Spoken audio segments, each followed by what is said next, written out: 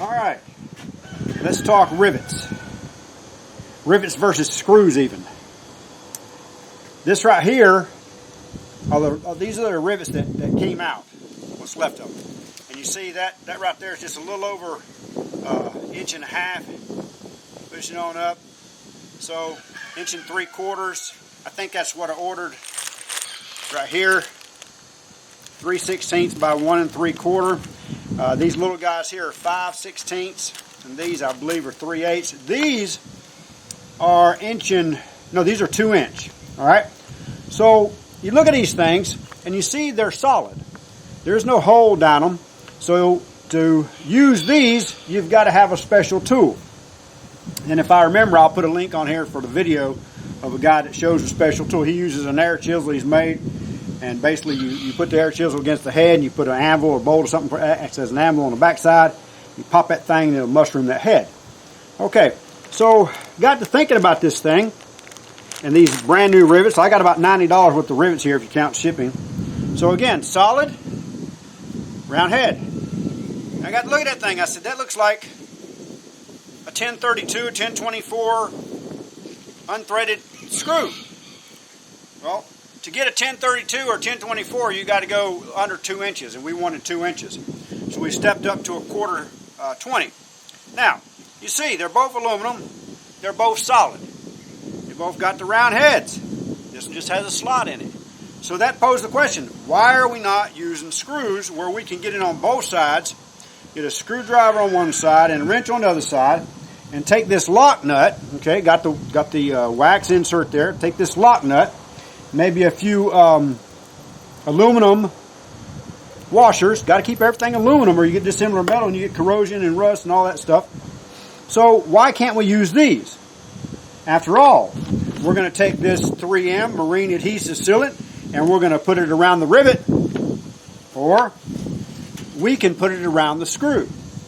Now the difference is, again, I've got to drill a bigger hole for the screw, and of course the rivet is the standard. So we're going to see what we're going to do. I'm going to try a couple in this wood right here, and if my little pancake air compressor will press it.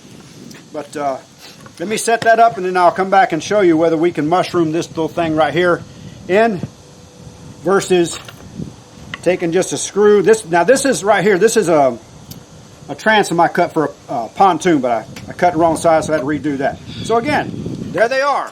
They look the same. One's a little bit bigger. Okay, the hole's a little bit bigger too. So, and it's going to have the sealant on it. And again, maybe we put a washer on this side. Maybe we just put a nut. Probably use a washer and the nut. So that's what we're trying here, to see what we get when we pancake one versus the other and which is easier.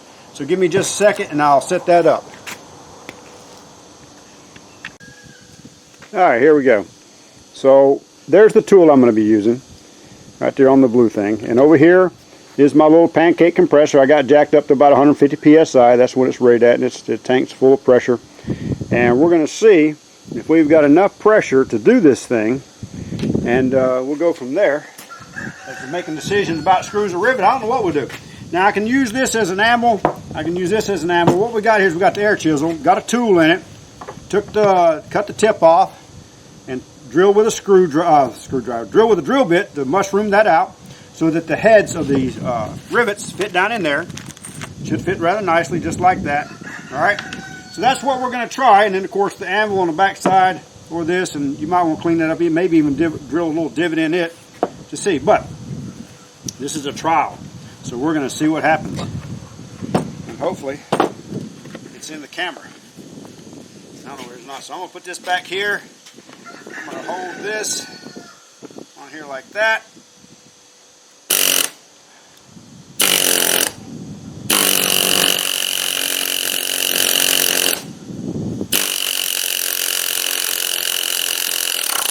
I'm not really getting anywhere.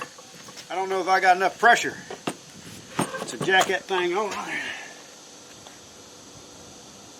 Yeah, I'm running wide open. I'm about 130 pounds. So my fishing buddy, he's got a bigger compressor, so we can still do that.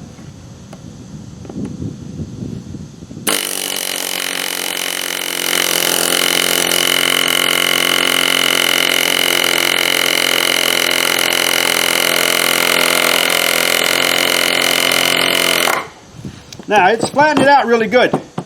Problem may have been it just might have been too long. This is the 1 3/4 and the board's just about 1 1/2 inches. After we take the sheet metal on the front and the back and we lose a 1/16 on each side, so we lose an 1/8, this may actually work pretty good. It's going to slide back and forth right there. All right, you see it mushroomed out. I think you can see it. If I flip it over, I'm sure you can. So it's mushroomed it out. Not quite as much. Took a little longer than I thought. So I don't know. I'm thinking the screw and the nut will work a whole lot quicker than doing all this.